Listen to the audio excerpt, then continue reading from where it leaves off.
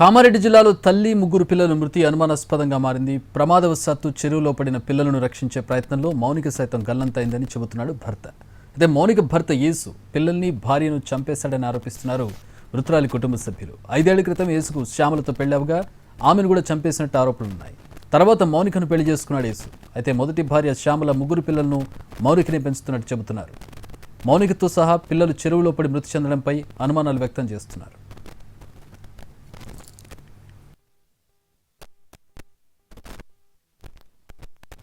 మరింత సమాచారం మా ప్రతినిధి బాలకుమార్ అందిస్తారు.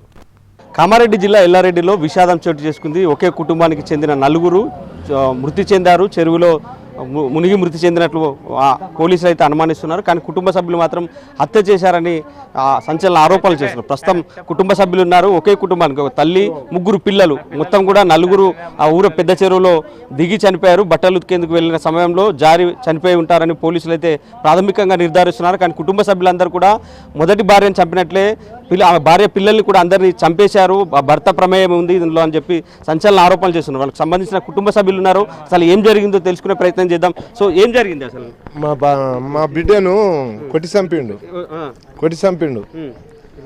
పిల్లలు ఇక మేము తెచ్చుకోవాలంటే చిన్నగా ఉండూరి అని ఇడిసపెట్టినాం. ఇక ఇప్పుడు వాళ్ళు హాస్టల్ నుంచి వచ్చారు.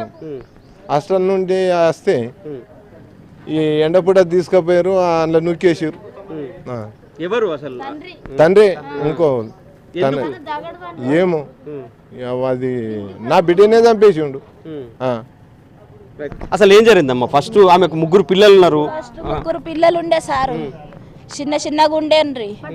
చిన్నగా ఉంటే కొట్టిండు, మేము కొట్టిండు, చంపిండు. పసకలు అయినాయని దాకా లేచినామని మాకు అబద్ధం సాక్ష్యం చెప్పిండు. 12 గంటల రాత్రి ఈ బిడ్డనే నా బిడ్డని చంపేసి పసకలు అయినాయని మాకు ఫోన్ చేసి చెప్తే రాత్రి మేము వస్తామంటే మేము గాంధీలు ఉన్నాం హాస్పిటల్లో అని అబద్ధం చెప్పిండ్రు.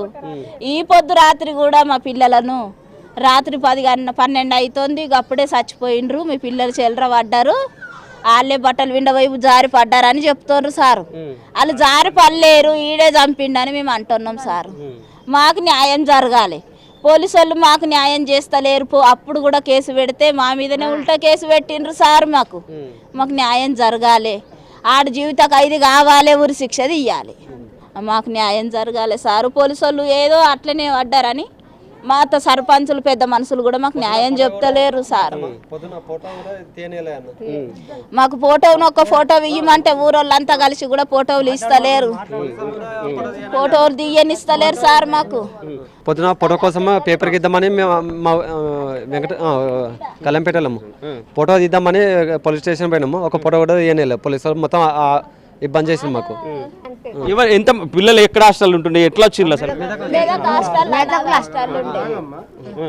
మెదకులో హాస్టల్ వేసినాము అన్నారు. ఆడికెళ్ళి పండుగ ఉన్నది, సెలవులు ఇచ్చారని తోలుకొచ్చినాము అంటున్నారు. అంతే. తాతనే పోయిండో ఉన్నారు.